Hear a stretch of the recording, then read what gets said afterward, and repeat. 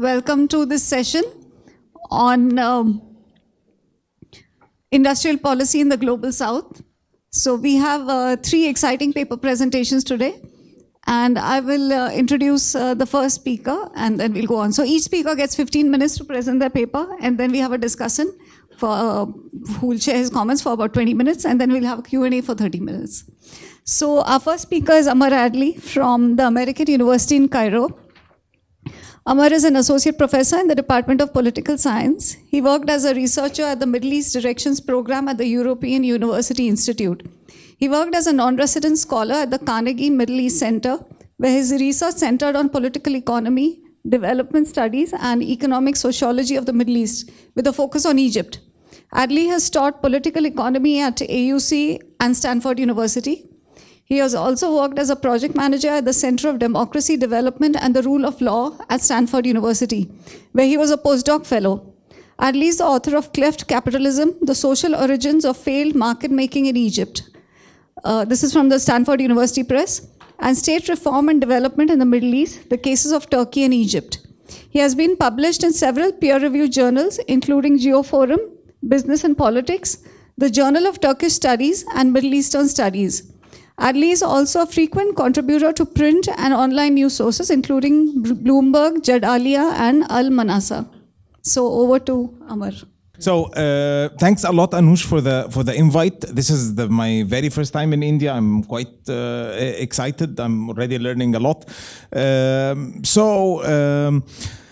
Just as a just like to begin, of course, the fact that myself and Anush have been working closely together over the past year and a half, 2 years, as part of a Ford-funded project that was originally designed to bring in scholars from the Global South with the aim of exploring an alternative paradigm beyond neoliberalism.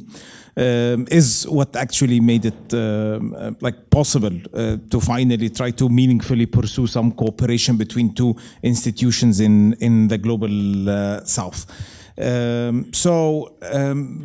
This is actually the overall context in which this research program that we have been working on, not only focusing on Egypt, but on oil importing economies in the Middle East and North Africa, and hence a MENA focus concerning the revival of industrial policy.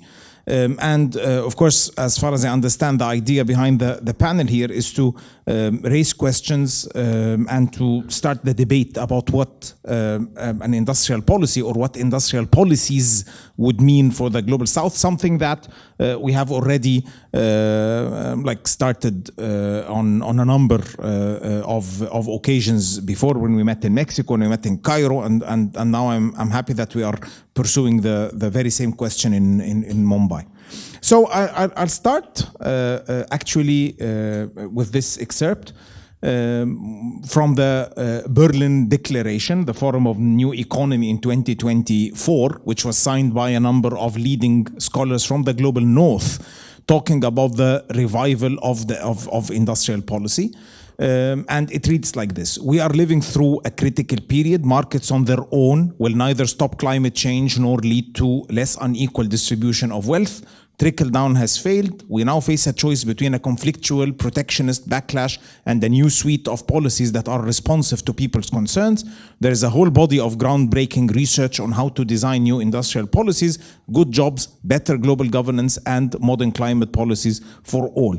Of course, the question here would be, to what extent is this renewed interest in industrial policy, which is already a marker of some form of a post-neoliberal global order, at least in the core, to what extent does this make sense to countries in the Global South?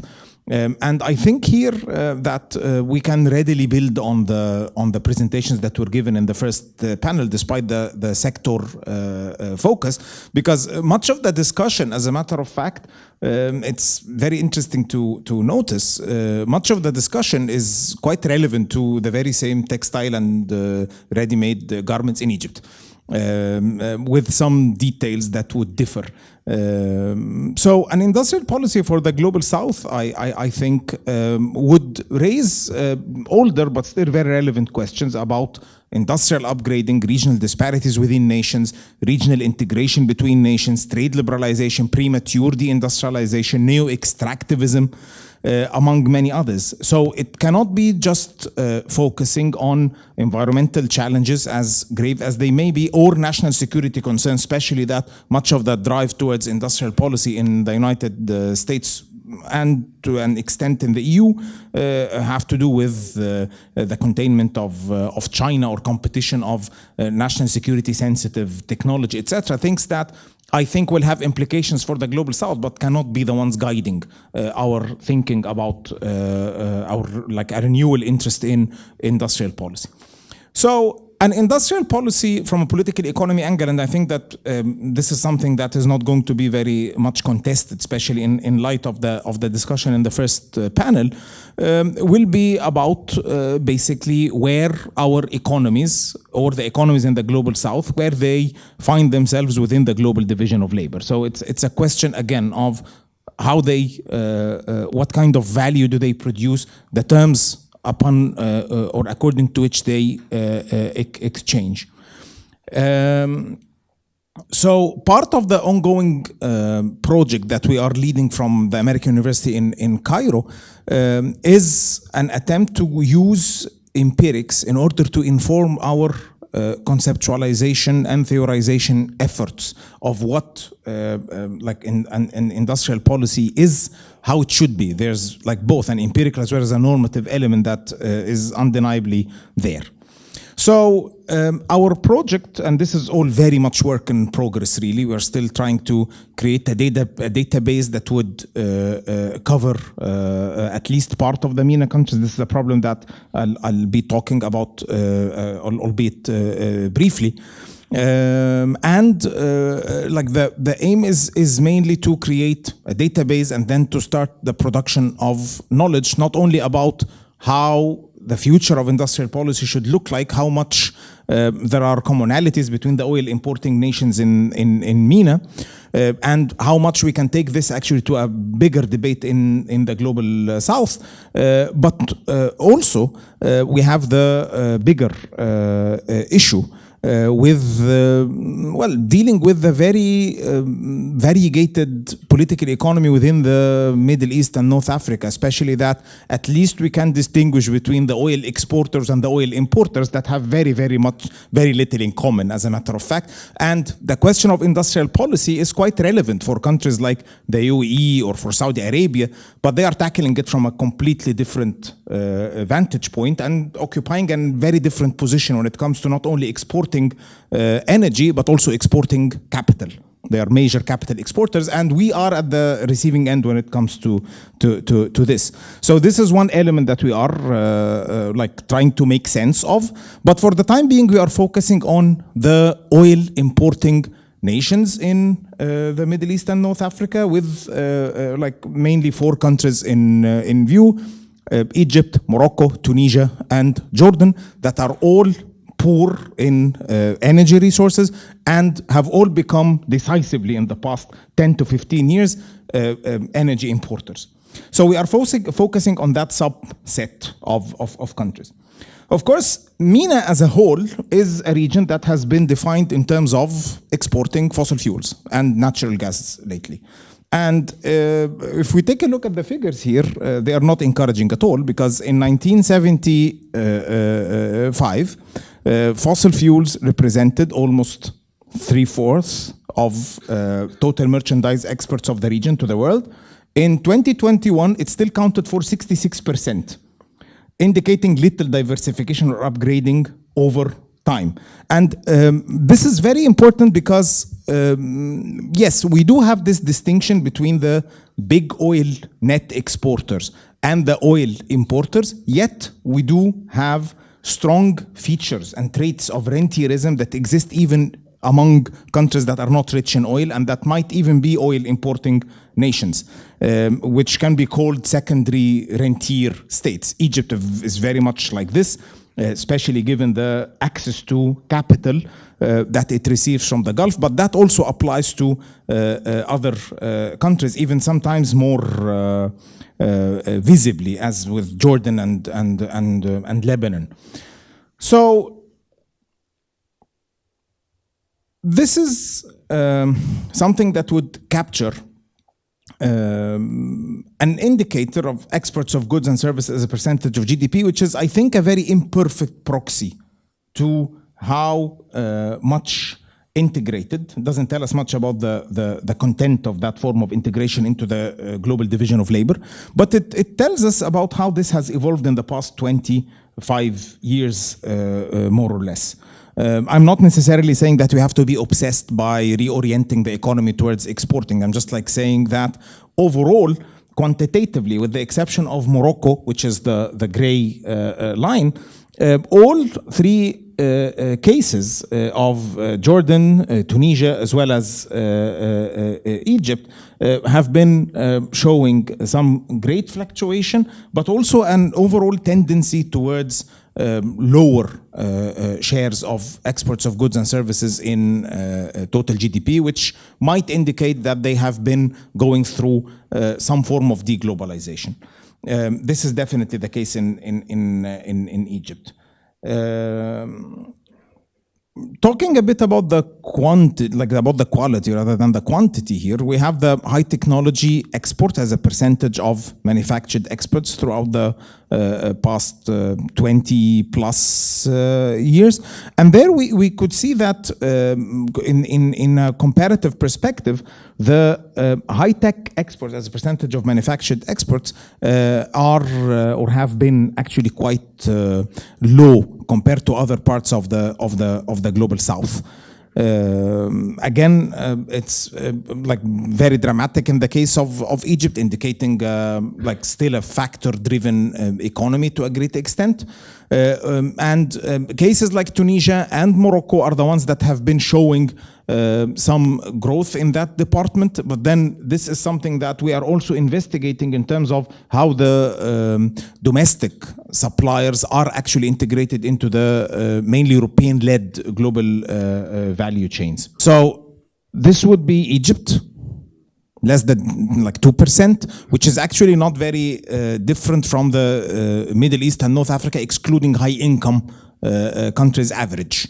So is the case with Jordan. The two ones that, like the two cases that stand out relatively are or have been Tunisia and Morocco.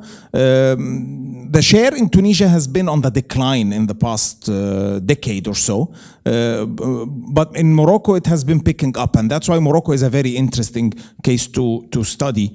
But again, the terms of integration and the kind of well, like the backward and forward linkage examination, which is not very thorough in the case of Morocco. It remains very much understudied, and this is something that we want to expand on because it's already being portrayed as like a success story, and this might be a bit premature, especially taking into consideration how Tunisia was portrayed as a success story in the past, like before 2011. So the details here can be very problematic here. And then you have here South Asia, lower middle income average. Of course, in the case of East Asia and the Pacific, this is where the share is the biggest.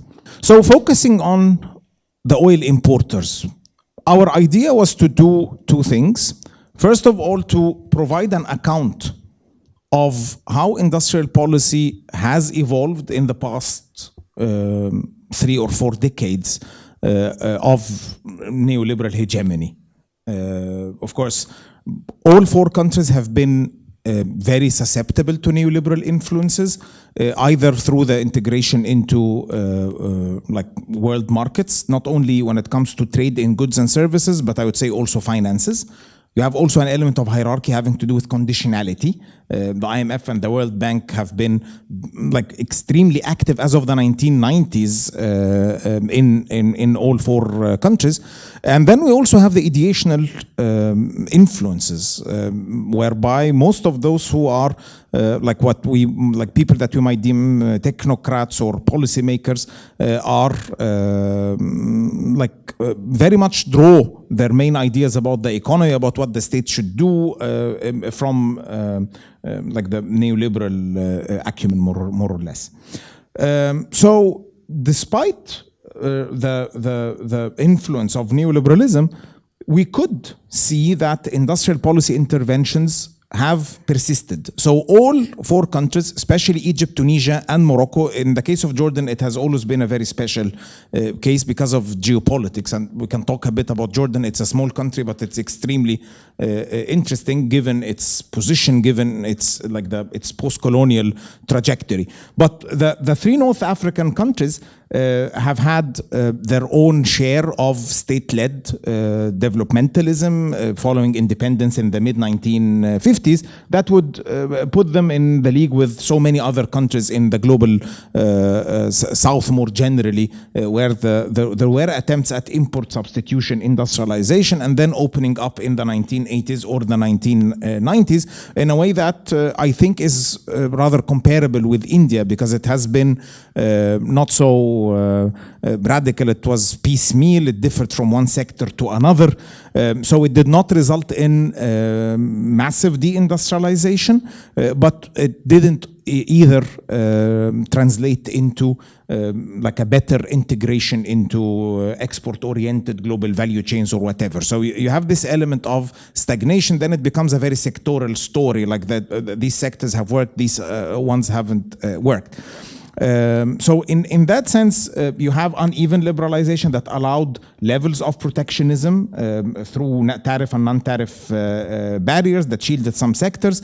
But you also have so many bilateral and multilateral trade arrangements that makes it actually extremely complicated to capture who's doing what, especially that it intersects with some strong element of geopolitics. So the EU has been strongly there, like North Africa, Egypt included, can be considered like very much in the periphery of the EU, part of the layers of the different layers of peripheries of Europe, including the ones within the EU and the ones outside of the EU. But then you have also the United States that has been present through having an FTA with Jordan, with Morocco, as well as with Jordan, Morocco, as well as with Bahrain, by the way. There is an overrepresentation of US FTAs, again indicating, not to mention, of course, the FTA with Israel. So this is another element that also would require some analytical reconstruction of how all of these have come together to create what looked like industrial policies. How fragmented were these industrial policies? At least from the literature review and the very early empirical data that we could collect, they were very fragmented. They differed significantly from one sector to another, with strong elements of what was dubbed as cronyism, meaning that you have a very strong political economy element really guiding the pace, the scope, the extent of liberalization, and hence the industrial policies that either persisted from older times or that came to existence later on. So moving from policies to institutions, and here of course our attempt at conceptualizing, and so we have been trying to base our conceptualization within the developmentalist state literature, especially of course drawing on the work of people like Peter Evans, but not only Peter Evans, of course. And the idea seems to be about having the space and the ability to move within it for the states that we think should or could pursue an industrial policy. So issues of autonomy and capacity are pretty much there.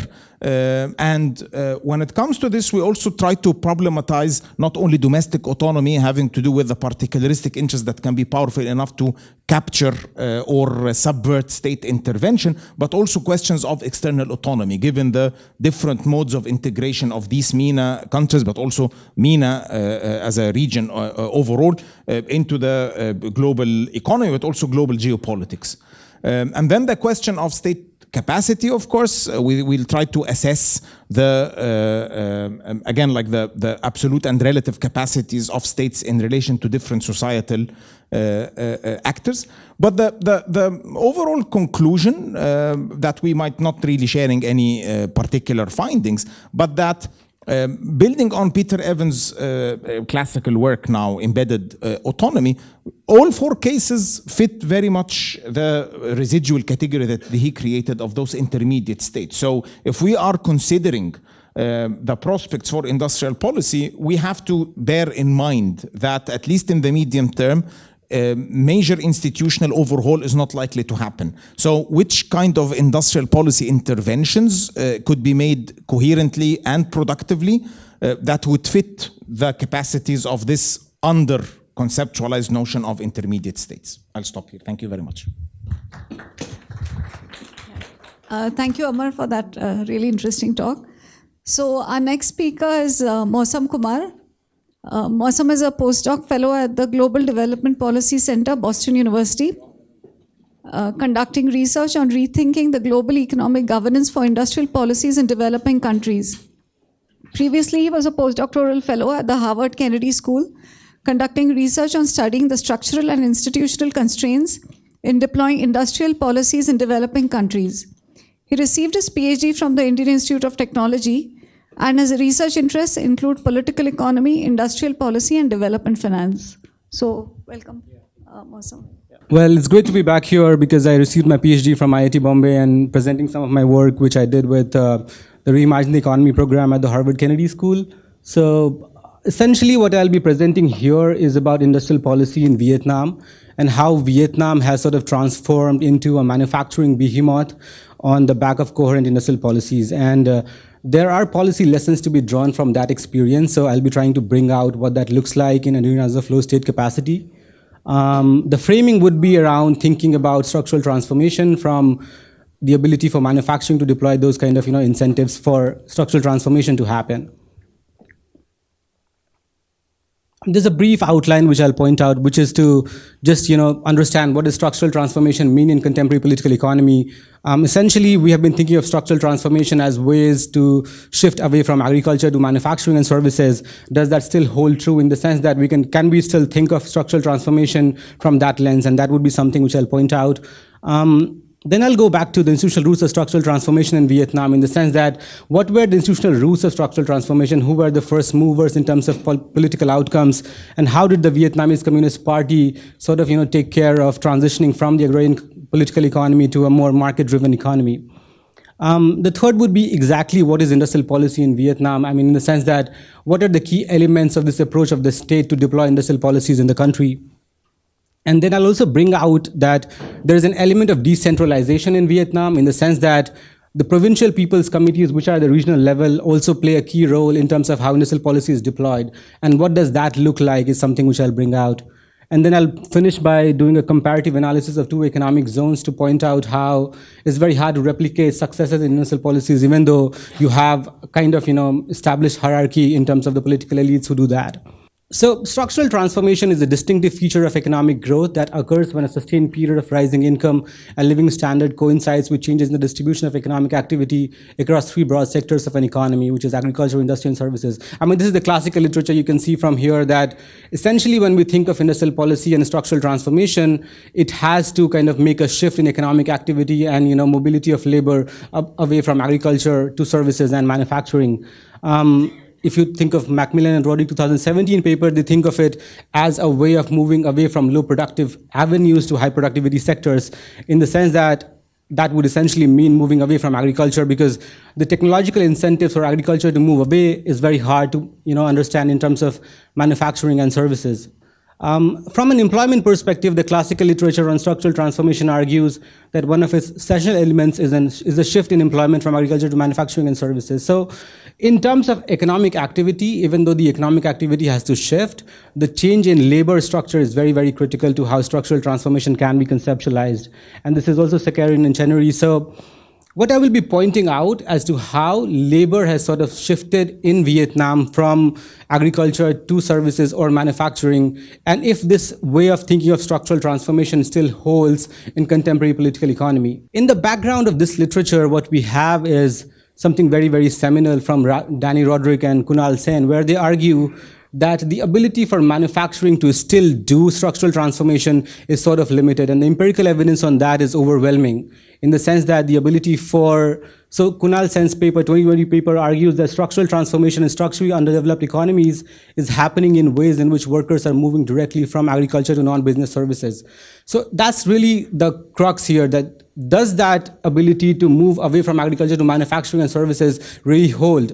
And in this brief, broad political economy of structural transformation in contemporary political economy, what I will point out is that Vietnam is still doing manufacturing and doing it well. And what is that lesson to be drawn from Vietnam's experience, and how can industrial policy still have a manufacturing base, or is there a space for it? I mean, some of the work here, which the previous presenters pointed in Vietnam, was about them being able to build productive capacity and sectoral focus. So that's a bit micro in the sense that how they really analyze that. I'll be probably giving you a more macro sense of how the state facilitates industrial policy to kind of allow for that productive capacity to build in sectors. Just to give you some evidence on structural transformation in Vietnam, you can look at this chart, which is GDP contribution by sector. You can see where agriculture started at about like 40% and is less than 16% now. And this is essentially what happens when structural transformation is thought of. Manufacturing, as a matter of fact, has grown from about 22% till about like 38% now, which is a huge outlier in terms of how manufacturing is actually panning out in other. That's not just manufacturing. Manufacturing plus non-manufacturing, so it's got construction, utilities. Yes. I was going to point. It's industry rather than. Yes. I was going to point that out. Yeah. That includes other allied services as well, because I could not. I mean, I'll give you more data on manufacturing specifically, but this also includes allied services. Yeah. This is Vietnam's exports over the last 30 years. You can see, I will go back to Doi Moi in 1986, which is the structural reform in terms of how the state was conceptualized. And after that, you can see that there's about $380 billion worth of exports emerging out of Vietnam over the last, at the current moment, it stands at about $380 billion. Yeah. How much of that is goods and how much is services? I have a chart on that. I'll show it to you. So in terms of employment by sector, you can see that there has been a complete change in terms of how agriculture used to deploy about 70% of employment, but now it's about 30%, and there has been a huge change. You can see manufacturing actually employs about 24% of employment is in manufacturing, which is a clear outlier for all other countries. Yeah, this is the manufacturing value addition and manufacturing output. You can see about 24% of all manufacturing, value addition is coming out of manufacturing in the GDP, and it's about $102 billion of manufacturing out of that whole sector. About 23% of employment in the sector is coming in manufacturing. If you look at that number for India, it would barely be about 10 to 11%. So manufacturing has definitely been an outlier in terms of how employment and economic activity has shifted, and that can be thought of as structural transformation driven by manufacturing in the context of Vietnam. Okay, so in this brief background, what is really the precondition emerging? What are the reforms that happen in Vietnam to allow for this to happen?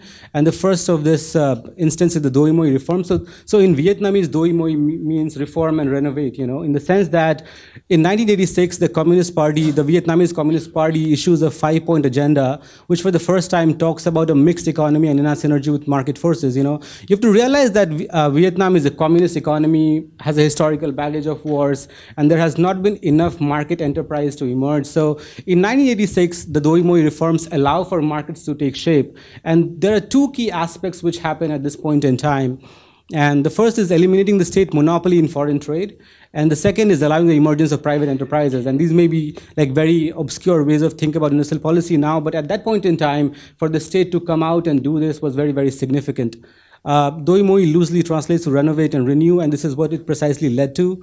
This was also taken forward in the coming years with reforms in institutional architecture of overall planning and industrial policy. So there are two key laws which actually were promulgated, which is law on foreign investments, in the sense that who could come in and who could be a participant in economic activity in Vietnam. And I'll give you more numbers on as to how that led to a mobilization of market forces towards economic activity happening in manufacturing.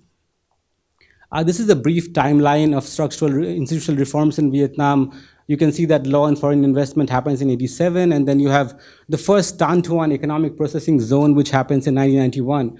There's a very fascinating story about Tan Thuan being set up with Taiwanese investors. The Taiwanese investors were the first movers in Tan Thuan, and they were able to set up economic processing zones, which would lead to exports specifically emerging out of Vietnam for Taiwan. And then there's another Chu Lai, which I'll be comparing as to why the Chu Lai economic zone has not been able to replicate the same experience of Tan Thuan, and what are the lessons that can be drawn from that. Okay, so this is the setting of Vietnam since 86 and up until now. And what are the key elements of industrial policy facilitation, and how does that really work out in Vietnam? There are we identify four key aspects of this, which is, one is to kind of encourage FDI inflows coherently towards sector-specific economic zones. And the second is to eliminate the differences between state-owned enterprises, the domestic private enterprises, and the foreign enterprises. And one of the key aspects here is also this restructuring of SOEs. So I'll give you some numbers on how many SOEs were there in 1986 and up until now, what has happened with that. And finally, the vision of key economic zones. And key economic zones is something which has been deployed by Vietnam to specialize in specific sectors in particular parts of the country. And that would lead to capacity building and agglomeration effects in certain specific sectors in that part. So I'll take up all these four parts coherently, singularly, which is, if you look at the country-wise FDI inflows into Vietnam, the first movers were, if you can see from numbers in the first chart, you can see the first movers were Hong Kong, South Korea, Japan, Taiwan. These were the first countries. And now if you look at the share of FDI moving across countries, you can see like US and China are the next movers. You know, Singapore, of course, remains an outlier. And you can see China, South Korea, Philippines, as a matter of fact, has a huge FDI outflow into this country. So this is how the structure of FDI in the country has evolved over this point in time. This is something which I have calculated. The Vietnamese Communist Party runs this General Statistics Office, which has a lot of data on how economic activity is unfolding. And you can see here, this is disaggregated manufacturing and processing industry. A lot of FDI actually is transforming into manufacturing and processing. And you can see real estate is also the second one. And then there's gas and electricity, which are the key sectors which are being prioritized in terms of how FDI is unfolding into Vietnam. This is the key chart which you have to understand as to how, because of this communist historical background, a lot of these economic activities were organized around state-owned enterprises. And because of that state-owned enterprises, in 86, there is a general trend about consolidating state-owned enterprises. And that consolidation leads to a large number of them being reduced. So if you look at the numbers, there are about 6,500, 6,800 SOEs in about 1992, and they are reduced to about like 4,000, less than 3,000 at this point in time. The numbers for the current time would probably be much lesser, but their share in GDP, of course, remains almost similar. So that means that restructuring of SOEs has led to productive capacity without leading to any dissipation of forces around that. This is more important to understand as to how the share of the state and the non-state and the foreign invested enterprises have unfolded over this period in time in Vietnam. As you can see, the share of GDP was about 70% for the state sector, and that has literally gone down to about 32%. And most of these have been taken over by non-state domestic private enterprises and the foreign state enterprises, foreign invested enterprises. You can also see the transition of labor in the sense that about 75% of all labor was working in state-led sectors, and now that's literally less than 10%. So there has been a mobility away from state to non-state and foreign invested enterprises in terms of how investment has gone through, or labor, or the share of GDP in the sector in Vietnam. Okay, so the specific part which I want to point out here is how the Vietnamese state deploys the vision of key economic zones. And this is something which is in terms of insights we can draw to kind of frame manufacturing-led industrial policies in low state capacity arenas. A key economic zone is an area defined by geographical boundaries, includes functional zones, and is established to serve the purpose of calling for investments and promoting socio-economic development. I mean, in the sense that the state categorically designed and made sure that a key economic zone can happen, and firms can actually come in which can specialize in particular sectors. This is specifically coordinated by the Ministry of Planning and Investment, which is the highest body of Ministry of Planning, is the central coordinating agency. You can think of it in terms of MITI and EPB in the Japanese and the Korean scenario. So the actual deployment of industrial policy happens through the provincial people's committees, which is at the regional level. So you can think of provincial people's committees as nodal agencies which are coordinated by MPI.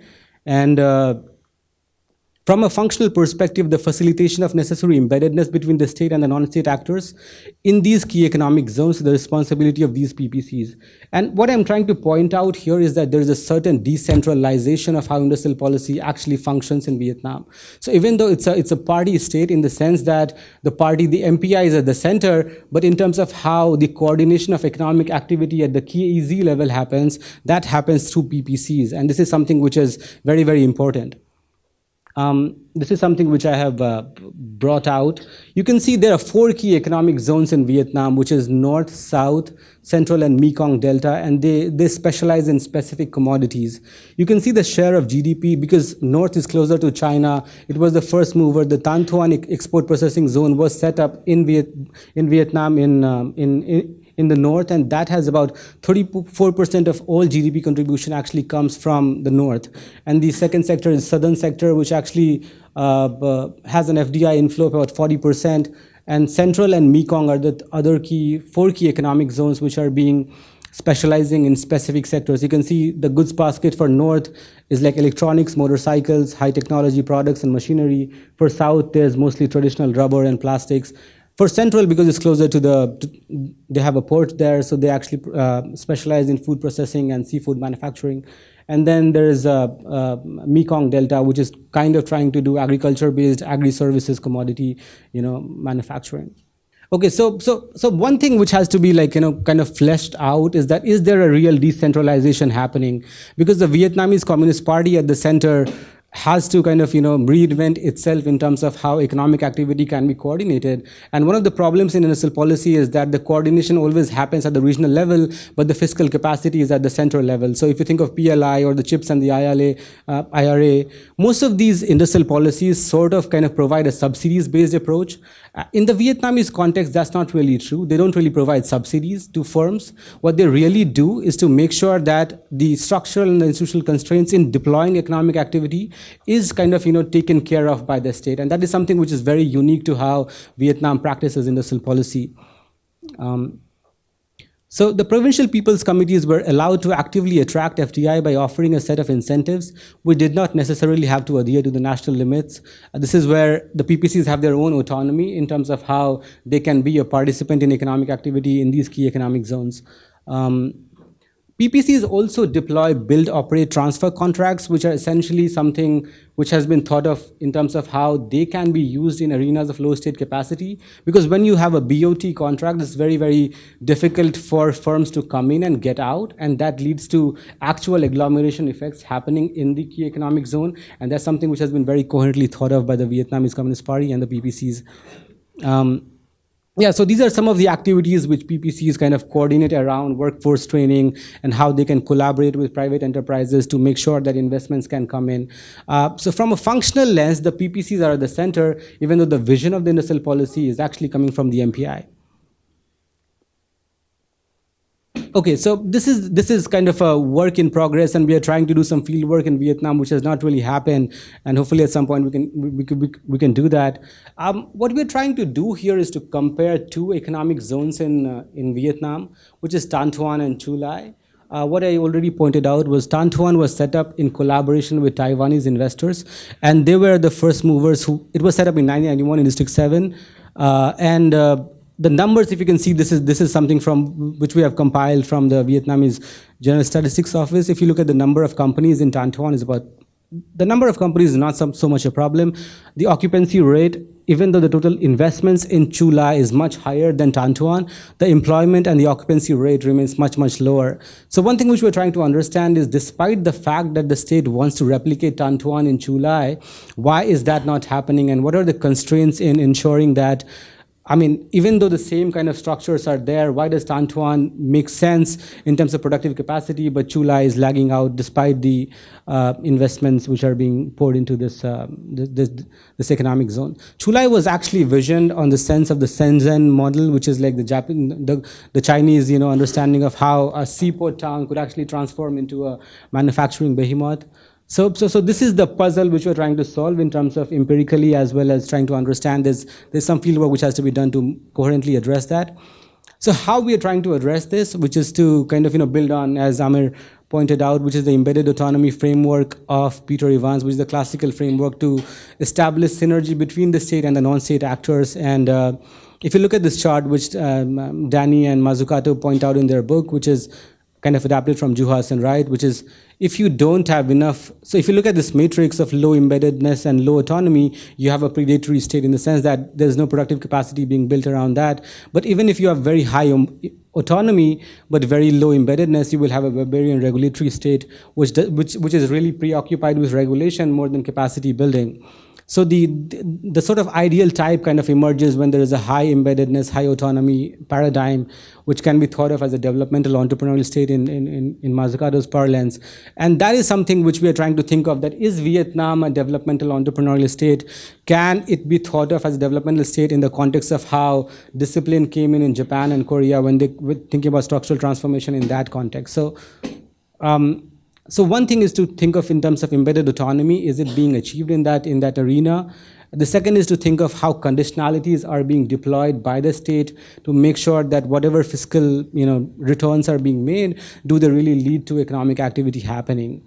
So conditionalities, as in Mazzucato and Roderick, is about how can firm behavior be targeted. There are 4 key elements which are sort of pointed out, which is to kind of target firm behavior. The second would be to think of fixed versus negotiable conditions, in the sense that if you really want a firm to bring out economic outcomes, would that really be, what is the ability for conditionalities to adapt to the political economy realities? And these are some of the constraints which have to be thought of. And then there is a risk-reward sharing mechanism between the state and the private parties, and how does that really work out? And then there's measurable performance criteria and monitoring and evaluation, which kind of builds on Amsden's reciprocal control mechanisms, as to how the Japanese and the Korean state sort of deployed reciprocal control mechanisms, and how they can be thought of in terms of how the political economy has evolved right now. And so conditionality is sort of a rethinking of the RCM approach, which Amsden pointed out.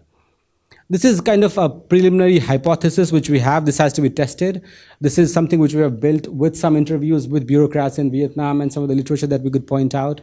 So if you can see, in Chulai, in comparison to Tantuan, there is very low embeddedness, because there's a lack of strategic foreign partner, which happened in Tantuan. So in Tantuan, there was Taiwanese investors who were very strategically a participant in that. And that has not really happened in Chulai. Chulai does not have a strategic partner in terms of a foreign investor who could bring learning and other kind of spillover effects. So the embeddedness in terms of how a strategic partner can come in is very limited in Chulai. For autonomy, there is a very high autonomy at the national level, because this is a project which is held by the VCP. But at the local level, there is very low autonomy, because the actual coordination for economic activity has to happen through industrial policy, the PPCs, but the PPCs don't really have the mandate to do it. So how does that coordination between the VCP and the PPCs happen in Chulai is something which has not been fleshed out. If you look at Tantuan, they have a special purpose vehicle called Tantuan Corporation, which takes charge of economic activity in that export processing zone. And because of that, their ability to deploy their own economic outcomes is very, very high. In terms of conditionality as well, there's very low conditionality associated with how Chulai is actually functioning. And if you think of Tantuan, a lot of incentives actually came from the government. So the government contributed land, FDI, and conditioned towards performance criteria. Okay, yeah. So essentially what I want to tell you is that even though Vietnam has been able to do manufacturing, there are pockets of manufacturing which cannot be replicated. And this is sort of my concluding remarks. You can read it from here. Yeah, thank you. So our third speaker is Anvesha Basu. Anvesha is an assistant professor in the Department of Economics at Flame University, Pune. She obtained her doctorate degree in economics from Indira Gandhi Institute of Development Research in Mumbai. She has received her MA degree in economics from Delhi School of Economics, University of Delhi, and a bachelor's degree in economics from Jadavpur University, Kolkata. Anvesha's research lies in the area of international trade, trade and labor markets, trade policies in India, and industrial development. Her PhD thesis examines the growth and distributional implications of international trade with a focus on trade policy. Her research and teaching interests include international trade, development economics, applied econometrics. Prior to joining Flame University, she worked as a consultant in foreign trade policy in the Department of Commerce, Ministry of Commerce and Industry, Government of India. Good afternoon, everyone. So this paper is a joint work with my PhD supervisor, Professor Veeramani. Before beginning the presentation, I would just like to state a disclaimer that this is a part of my PhD thesis, so the data might be a bit dated. I didn't get time to update the data, so it's till 2018. Okay. So the key takeaways of the paper before I go into the details. So we focus on India's tariff structure and we ask whether it's an enabler in boosting international trade for domestic industries.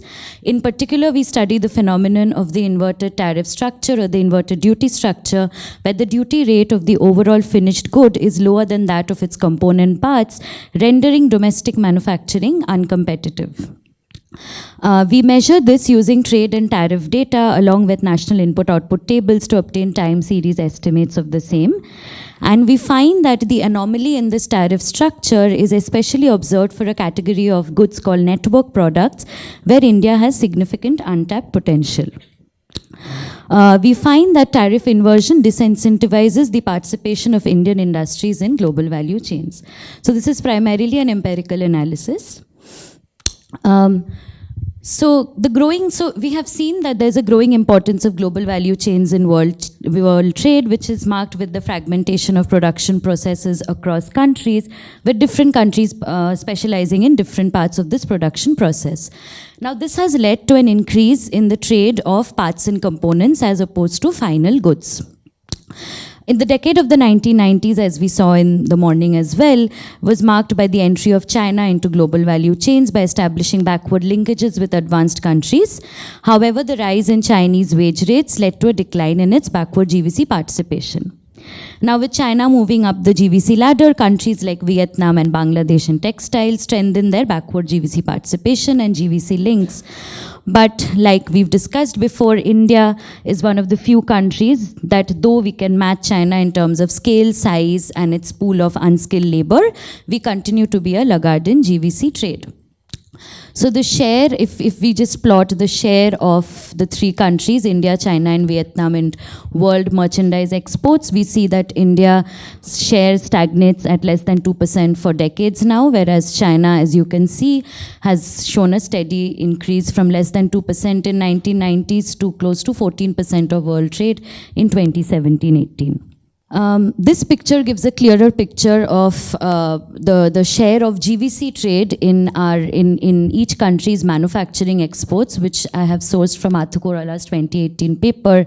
So the blue bars indicate India, and we see that India's share of parts and components trade in its own manufacturing exports is around 35%, and it's the same across all the years. From 1990 to 2015-16, it has not changed. Whereas for the rest of the countries like China, Vietnam, and Indonesia, GVC trade accounts for around more than 50% of their total exports. Now, what is the reason as to why we have not been able to leverage the GVC participation? So the obvious answer would be to turn to trade policy, and in particular to tariff rates.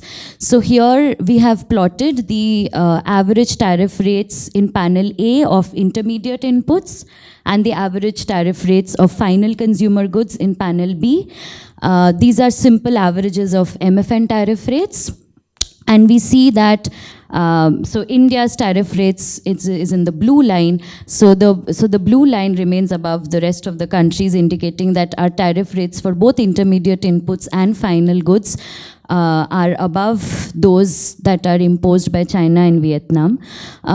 It is interesting to note that Vietnam's tariffs on intermediate inputs are even lower than China's, which is in congruence with its increasing backward GVC participation, as we are going to see soon.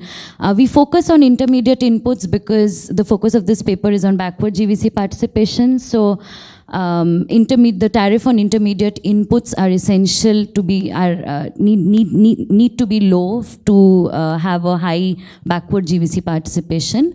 We also note that while India had a declining trend till 2008 for both intermediate inputs and final consumer goods, post 2008-9 we have seen a slight increase in the tariff rates, indicating a reversion to protectionism. When we plot the GVC participation, both backward and forward of the three countries, so backward GVC participation is basically showing us, is telling us how much of foreign value added is embodied in our exports. Forward GVC participation, on the other hand, is talking about how much of domestic value added is embodied in exports which are further re-exported by the partner country. So again, we see, as per our expectation, that Vietnam's backward GVC participation is increasing from less than around 32% in 1995 to close to 60% in 2017. India's backward GVC participation, if you see, is increasing till 2011-12, and post that there has been a decline in our backward GVC participation. It's not like China, where the decline in the backward GVC participation is marked by an increase in the forward GVC participation. We have also seen a decline in the forward GVC participation. So overall, our GVC participation is declining. So this brings us to the question of what kind of policy interventions would enable India to strengthen its participation in GVCs. And while there are other factors at play in this study, we focus on India's distorted import tariff structure, which is a topic that hasn't received sufficient attention. It's important because it's fundamental that sending the correct price signals to producers is essential to incentivize GVC integration of Indian firms and industries. So in particular, we talk about the inverted duty structure, where, like we've mentioned before, if the tariff rates or the duty rates of the parts and components are higher than the tariff rates of the final good. So how do we compute the tariff, how do we compute this? We calculate the tariff ratio in each industry as the average input tariff faced by that industry divided by the average output tariff of that industry. And it's very simple that if this ratio is greater than 1, we would expect the tariff ratio in industry I to be inverted. So if there is tariff inversion, it implies that it is more cost effective for the producer to import the finished good as opposed to domestically producing or assembling the good using imported intermediate inputs. And this, of course, creates a disincentivizes the backward GVC participation of Indian industries. There have been several anecdotal evidence where Indian industries have said that high tariffs on intermediate inputs have squeezed their profitability by raising input costs and have exposed, and the comparatively lower tariffs on final goods have exposed them to greater foreign competition. Now, barring Pathania and Bhattacharya's 2020 study and the CUTS study on the inverted duty structure, there has not been any attempt to statistically document this tariff inversion that is faced by Indian industries. And also, the question of duty inversion as an impediment in GVC participation hasn't been answered empirically. So the research question that we are going to look into in this study is which are the Indian industries that face the phenomena of duty inversion, and we also try and compare it with competitor countries like China. We also want to look at the effect of this tariff inversion on India's trading patterns and its GVC participation. So just very quickly, I'm not going to go into the detailed methodology, but like we said that the tariff ratio is computed as the average input tariff as divided by the average output tariff. So how do we calculate input tariffs? Because we don't get it directly. So the average input tariffs are basically calculated using detailed tariff data, HS 6-digit level tariff data, and we take the sectoral input weights from input-output tables. We use two sources of input-output tables, so we get two sets of tariff ratios. One input-output table that we take is the World Input-Output Database, which covers 23 industries for the years 2000 to 2014. This enables us to make a comparison with China's tariff rate as well. And the second input-output table we use is the supply use tables, which are published by the CSO, Government of India. So the tariff rates which are computed using supply use tables are not obviously comparable with other countries. This covers a broader range of industries, 36 industries for the years 2011 to 2018. I'm skipping this methodology part. We can discuss it if there is time later. These are the standard data sources that we use. So we find that the phenomenon of tariff inversion is more prevalent in this category of products called network products. So Athukorala in his 2011 paper defined network products as those product categories which do not contain products that have been produced from start to finish in any single country. So by its very nature, they are marked by a high import intensity, and goods like computer, electronic products, electrical equipment, machinery and equipment, motor vehicles, transport equipment, all of these goods come into network product categories. And as you can see, these are the goods where backward GVC participation would be very important.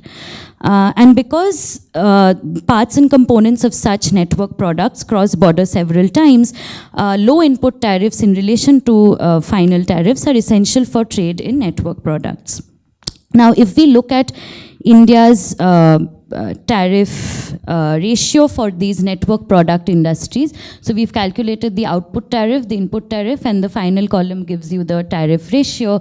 We see that for all of these, for most of these network product industries like communication equipment, electrical equipment, machinery and equipment, the ratio remains above 1, indicating a distorted duty structure.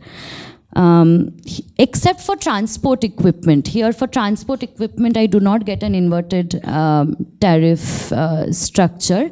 But for the rest of the network products, we see that the ratio remains above 1 for all of the years in the study.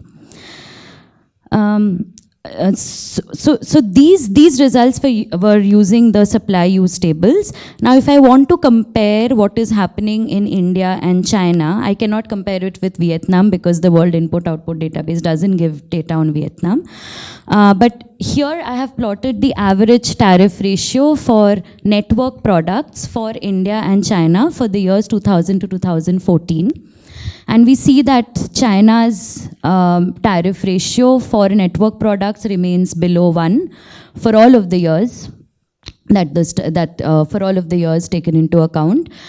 India's remains above 1 for most of the years of the study. So again, indicating the distortion in India's tariff ratio. Finally, we also undertake a simple regression exercise where we want to see what is the effect of tariff ratio on 3 indicator variables.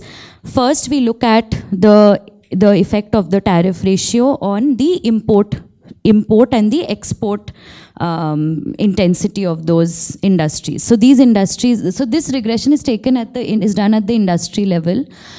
Industry I, year T, so it's a panel data, so we use fixed effects. So we see whether the tariff ratio has any effect on the import ratio of that industry, where import ratio is basically the ratio of the import of intermediate inputs divided by the import of final inputs. So this is very simple. We would expect an increase in the tariff ratio to have an inverse relation with the import ratio of that industry. Next, we also look at whether the tariff ratio has any effect on the export intensity of that industry, which we capture using the export divided by gross output of that industry. So we know that the Lerner's symmetry theorem says that a tax on imports is akin to a tax on exports. So we want to see whether that holds true here as well. That is, if we increase our tariff ratio, does the export intensity of that industry decrease as well? A priori, we expect a negative sign on exports as well. And finally, we also look at the backward GVC participation measure of that industry, which we calculate by looking at the foreign value added per unit of exports in that industry. So the regression results, I'm summarizing it here. So we find that a 10% increase in the tariff ratio leads to a 6.7% decline in the import ratio and a 1.5% decline in the export ratio. These are the regression tables. Just to clarify, these are not causal estimates. These are correlation estimates. I have not undertaken any causal analysis, but it still gives us some picture of what is happening. So we get consistently negative and significant results for both imports and exports. And finally, when we look at the backward GVC participation index here, the dependent variable is the backward GVC participation of Indian industries. We again find that a 10% increase in the tariff ratio is resulting approximately in a 1.7% decline in the backward GVC participation of Indian industries. So overall, this study brings to light the phenomenon of tariff inversion, which plagues tradable industries in India. We find that a distortion in the tariff structure disincentivizes the import of intermediate inputs, adversely affecting GVC participation and export orientation of domestic industries. The tariff anomaly is observed especially for network products, and this has policy implications in the sense we also discussed this in the first session. So, for instance, policies like Make in India, if we want to become a manufacturing hub, in the current global trading climate where GVCs are ubiquitous, it is difficult to do that without correcting these tariff inversions. And again, network products have huge employment opportunities for countries like India, where we have a huge pool of unskilled labor force, which cannot directly go to services, but can go to unskilled manufacturing jobs, like low-end jobs like assembly and so on. Yeah, so that's it. Thank you. Thank you, Anvesha. That was perfect time. So our next speaker, discussant is Anuj Kapadia. He'll be, okay, so everyone knows you. Thanks, Priya. Thanks to the wonderful panel. I'm obviously not Michael Ralph. Michael couldn't make it, so I'm just stepping in at the last moment with some rather general thoughts. I will go in the reverse order, and I'll try and make it quick so we can open up for discussion before lunch.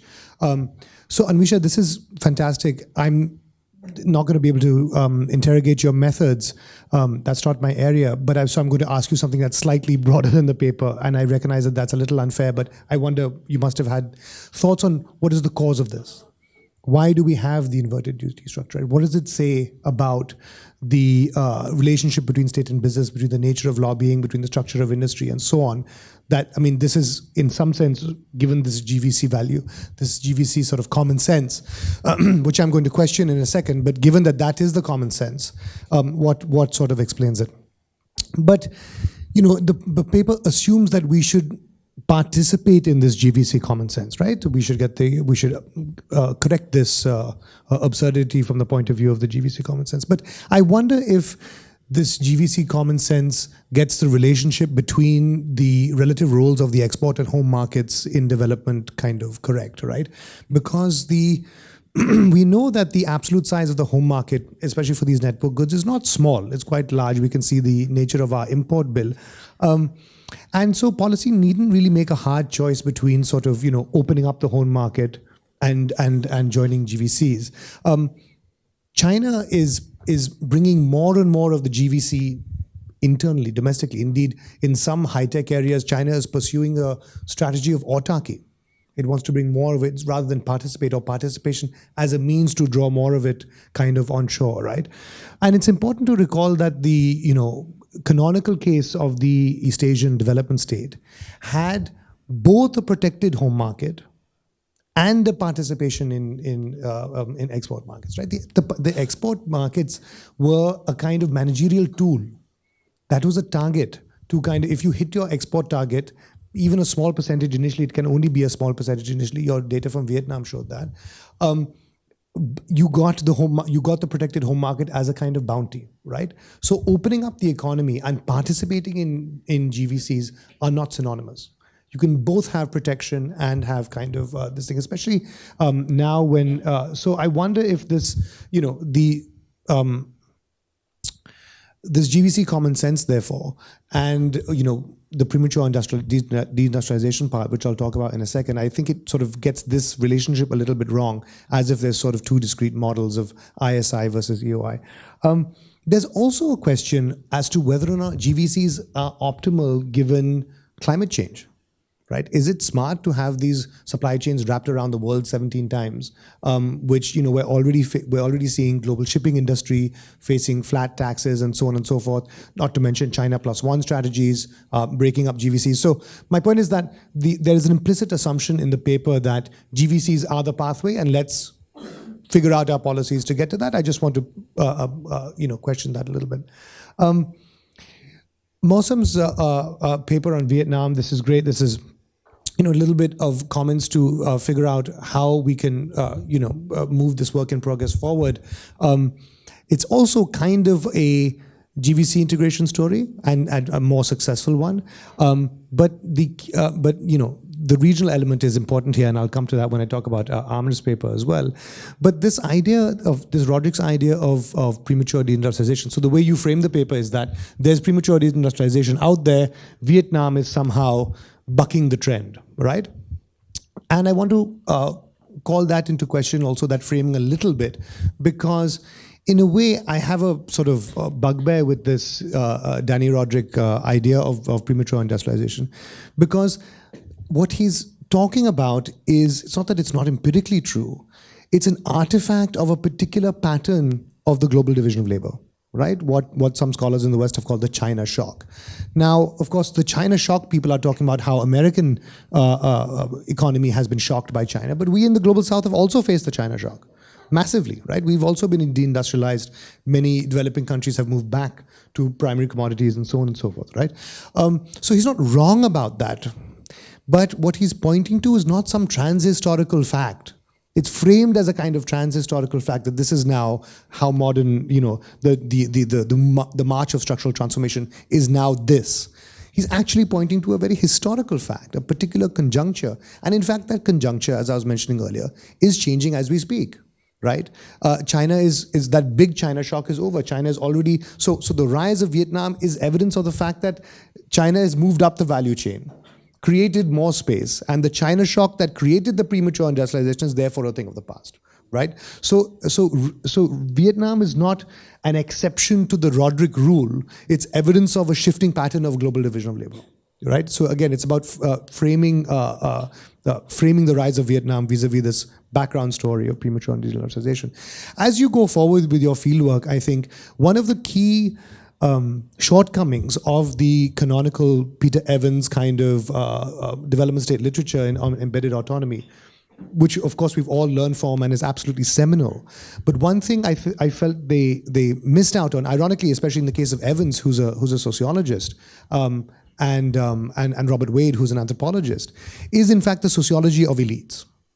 How this embedding happens, there's lots of this formal structure of, different kind of formal structures where you have the PPCs taking coordination from the center and so on and so forth. But we know from sort of good old-fashioned Granovetarian economic sociology, there's an informal layer underneath the formal layer that fills in the gaps, that enables this embedding in a much more robust way. And I find often for instance, in the Indian case, the sociology of government elites and the sociology of the business class is very different, right? So part of the failure to embed is also, if you like, a sociological gap, right? So bringing in that, which is not to, undermine the story of embeddedness that one would tell from an Evans framework. It's to add to that with this kind of, with this idea of after all, Alice Ramsden's idea of reciprocal control mechanisms. I mean, reciprocity is a very big Polanyian kind of term, right? So there's a little bit of supplementary work that can happen there. Lastly, with Amir's sort of lovely overview paper of these 4 oil importing MENA regions, just a few things to of note before I ask some questions. What's interesting is that there is some industrial policy despite the neoliberal consensus. That was a surprise to me, especially in the Moroccan and Tunisian case. So how did this happen? Or is this actually just kind of GVC-focused industrial policy that has limited effects and keeps us and kept the region in a kind of dependent mode? Someone must have written a paper on the parallels between the special export zone and the colonial factory, because structurally they look and feel very, very similar. These sort of enclaves which are cut off from the hinterland and then lock countries into a particular kind of dependent relation, right? So some people call them GVCs, other people call them empire. But also an interesting drill down, just following on from the comments from Mosam in terms of the Moroccan case, right? What worked in the is there a kind of Evans story of reciprocity here? How were the elites coordinated? How was the reciprocity managed? How were the spillovers kind of happened? Morocco looks like what Mexico could be. It's right there on the kind of southern boundary of a developed economy. But my question is, and I'm putting you a little bit on the spot also because we're privileged to have you here from Cairo, and just to ask you some loud thinking on what you think can break, because we suffer from crony capitalism as well, right? So what can break this equilibrium, right? What is the pathway to break this equilibrium? How to get, of course, you talk about the 2 analytic frameworks in your piece are, state autonomy and state capacity, right? So one of the things is, how does the state get more autonomy domestically from its cronies? Could one way be, and this is where we could help as academics, could one thing be more dramatic measures of dependence? Right? Because in a sense we are still, as you noted, the opening of your paper, still in this kind of, massively dependent. Is there a way in which we can sort of foreground dependence to catalyze this kind of industrial policy narrative? The other thing, of course, is what kind of region-wide solutions can there be in the MENA regions, right? You already have the oil states looking to obviously diversify. There must be talks about arbitrage between sort of Gulf capital and non-oil countries, technical skills and labor and so on. Because again, the East Asian, it was mentioned already in Mausam's paper, the Taiwanese capital in Vietnam. We know that Taiwanese capital and Chinese diaspora capital in general was very important in the early phases of Chinese industrialization and so on, right? So it's maybe not a flying geese story in the same way that the East Asian regional model was, but the East Asian model wasn't a nation-state model. People all keep talking about how, there was a geopolitical envelope, and yes, they exported their way into U.S. markets and so on. Yes, but there was a massive regional component as well. So what might that look like in the MENA case? Let me leave it there. Thanks.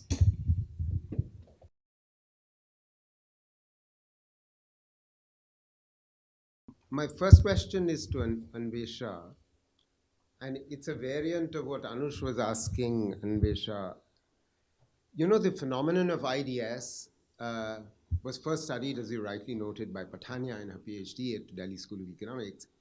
And the phenomenon has been around for a good 12 years at least, because FICCI and CII have been raising this with the Ministry of Commerce and the Ministry of Finance. And somehow they just can't get their act together. Now, which suggests to me that actually it's not so much about the Ministry of Commerce versus the Ministry of Finance. It's perhaps more to do with the fact that there is a divide within the CII and the FICCI itself between the trader capitalists, the mercantile capitalists on the one hand, and those who want to manufacture. What's your view on this? Second, what are the differences that you feel emerge from your study as opposed to the Patania work? Third question to you, Anvesha, if I might. China didn't figure in your presentation. Presumably, China is part of those network products. It's the elephant in the room with our balance of trade. Do you want to sort of reflect on that? Quick questions to Mosam, very interesting paper, thank you. I'm going to confine myself to just Mosam and stop because otherwise Anush will stop me. Yeah, I know. Mosam, I'm really glad that you brought up the point, which is the East Asian miracle point also about what is a characteristic of the East Asian industrial policy is that there were no subsidies. Quite unlike our PLI and ELI, they are founded upon subsidies.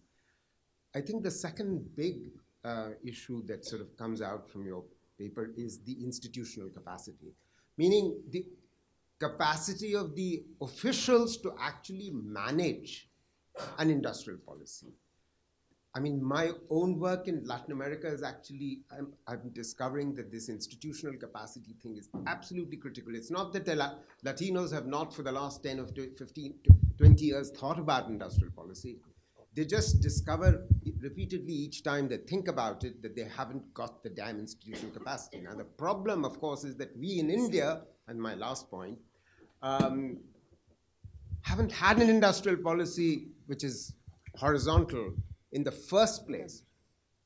So first we got to get a horizontal industrial policy. We've just relied on a few states having industrial policy, which doesn't quite do it for us because we've been stuck at 17% contribution of manufacturing to GVA, and we just cannot generate the jobs that we need because we are adding, we need essentially 10 to 11 million jobs, new non-farm jobs per annum.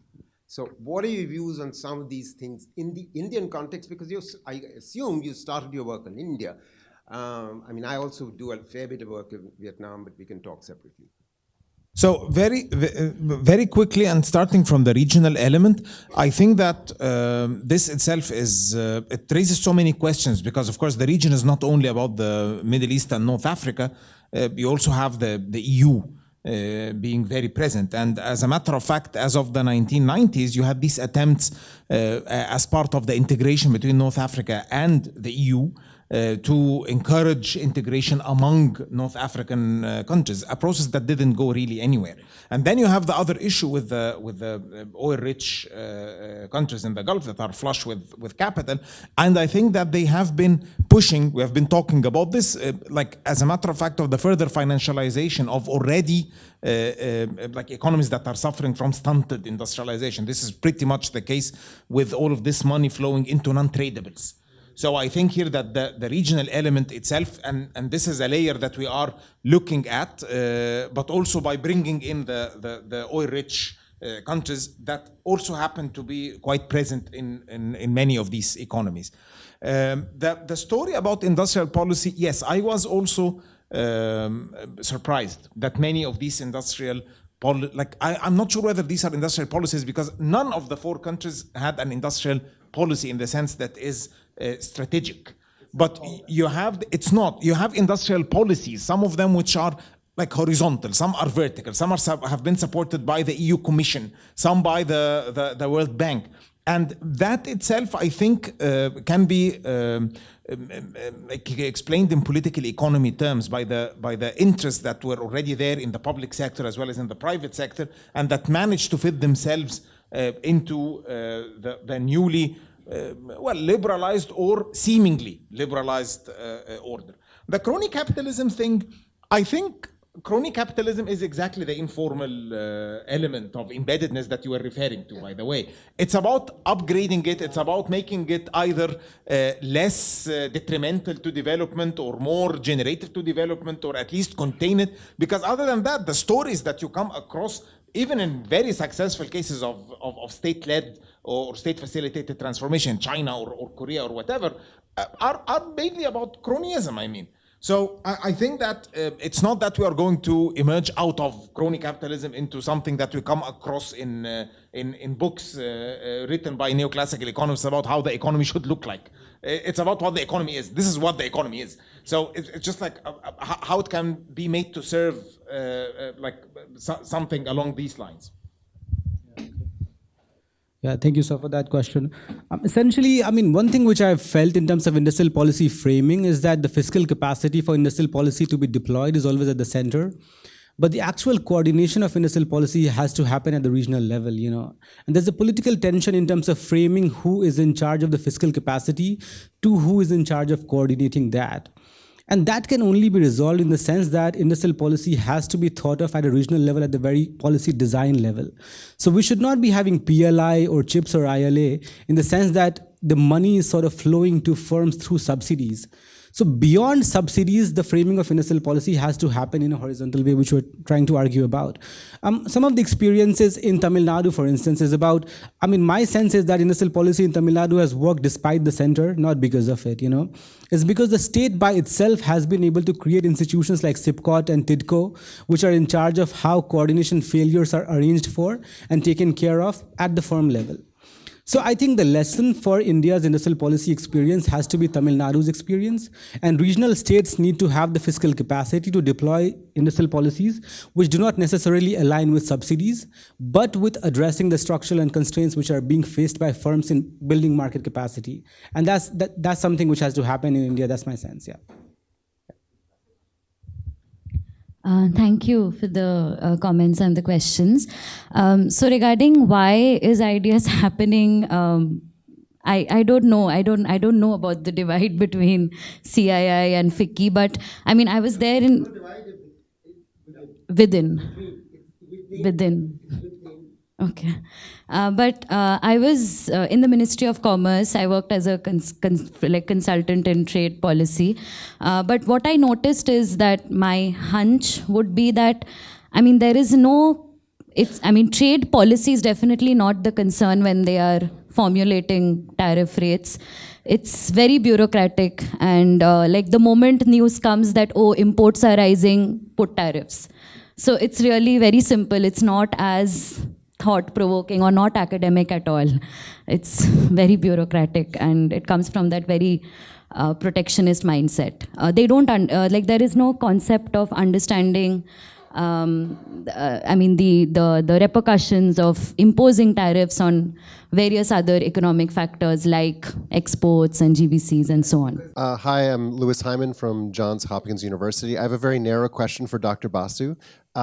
It's about, so I thought it was a very interesting metric that you constructed. I hadn't seen that before, and I was very curious about the relationship of that. I couldn't quite, I'm from the back of the room, my eyesight's not that good, I couldn't quite see if in the regression equation you adjusted for prices, because the intuition would be that the prices, the overall prices matter for those kinds of, for input prices would matter much more than tariff. That would be the key driver. So you could imagine that prices would still be low even if you still have a high tariff. And I'm curious if you could comment on the results you had when you included, the regression results when you included price levels within that. Thank you. Capacity tend to do is that they try and find ways to address coordination failures without having to go in really deep into that. So SPVs allow for embedded autonomy to happen because the variables in that arena is kind of reduced to some smaller outcomes. So the reason Tantuan works compared to Chulai is because Tantuan has been able to have a group of stakeholders who really have a stake in how Tantuan can actually build productive capacity. So unless you really, ideally you would not really need to have that, but because of the constraints in coordination and information externalities which happen in these arenas, it's very, very pertinent for SPVs to come up. In terms of lessons from Vietnam, what I would say is that I mean, I pointed this out before as well in terms of how fiscal capacity is at the state, but the coordination happens at the regional level, right? So unless you address that problem of who coordinates and who has the fiscal capacity, industrial policy outcomes would not really lead to what you're thinking about. So that's my sense, yeah. So the method which we followed, we took ratios. So anyway, I mean, it's in real terms. So it's anyway a comparison of imports of intermediates relative to imports of final. So whatever the price is, like whatever the nominal price is, because we're taking ratio, it's in relative terms. So it would still stand. I mean, that's my understanding, but I can maybe have not got your question. We can talk about it.